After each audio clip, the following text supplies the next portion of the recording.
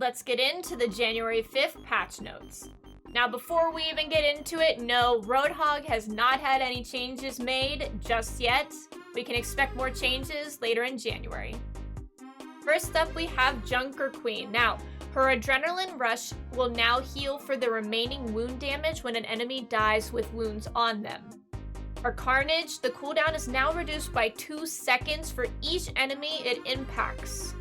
And Jagged Blade, the thrown impact damage was reduced from 80 to 50.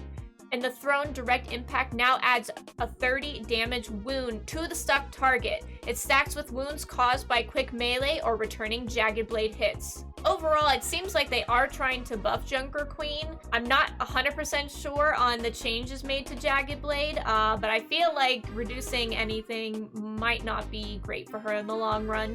We're gonna need some increased healing and increased damage here for her to be viable.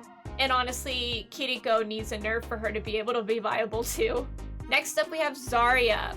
So the energy degeneration was reduced from 2.2 to 2 per second, and the delay before energy degeneration begins after gaining energy increase from 1 to 2 seconds. Now, overall, I'm not sure that this will be enough to stop Zarya, but I'm interested to see how she plays with this change. For Briggs, her barrier shield health increased from 250 to 300. I'm just saying, bring back Briggs stun. Now, this one was a pleasant surprise because I felt like this ability should already have been in the game since the day she came out. Biotic Orb. Dealing damage with Biotic Orb will now restore a small amount of biotic energy, which is what she uses to heal. Now, while some of these are really interesting and great changes, I feel like Junker Queen really needs a lot of positive buffs here for her to be able to do anything in this day and age of Overwatch 2. You gave her the Zeus skin, so let her go on and be powerful.